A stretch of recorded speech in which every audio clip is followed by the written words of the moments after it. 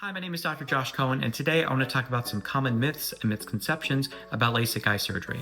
Number one is that it doesn't last. LASIK is a permanent reshaping of the front structure of the eye called the cornea, and this structure doesn't change as we age. So your prescription should, once dialed in, be long-lasting up until other changes occur, like lens changes within the eye that typically happens in your 40s and 50s. That's called presbyopia and eventually cataract development. So up until that time, your distance vision or whatever the target is for LASIK should remain stable. I had laser eye surgery over 20 years ago, and I'm still seeing better than 20/20 to this day. The second misconception is that it doesn't treat astigmatism. LASIK absolutely can treat astigmatism, even a hyperopic astigmatism, but there are some things to be aware of as far as modern treatments and modalities, because we do have new techniques and analytical devices that do three-dimensional mapping of the cornea, and I think treat astigmatisms incredibly well, up to 4, even 5 diopters. And in fact, we see results even better than glasses or contacts due to the precise amount of laser delivery that we can tailor for LASIK that we can't even do for contacts and glasses. Now, there are some irregular, atypical astigmatism types, like keratoconus, in which LASIK is not a good choice, but do be aware that if you are a candidate with a regular or even slightly irregular astigmatism, LASIK can be an outstanding option for you. The third myth is that it does not treat presbyopia, or age-related farsightedness.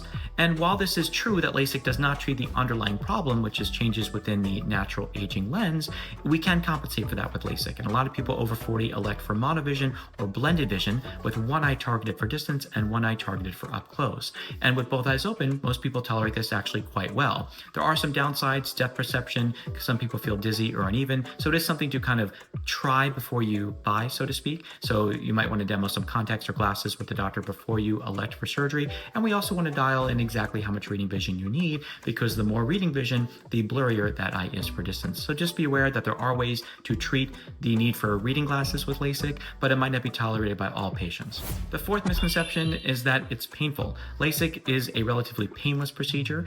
During the operation, which usually takes about 10 or 15 minutes for both eyes, you might feel some pressure on the eye, and you might feel a little bit of scratchiness, maybe some lubrication, but you really should not feel any sharp pain. We use topical anesthetics and relaxants to make you feel comfortable and not anxious during the surgery. And again, it's so quick and painless, most people do very well.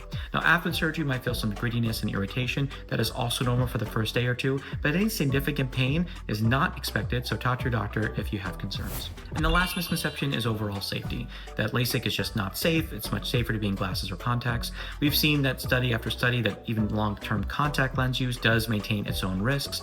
And while LASIK may not be for everyone, if you don't want to wear glasses or contacts, it is incredibly safe.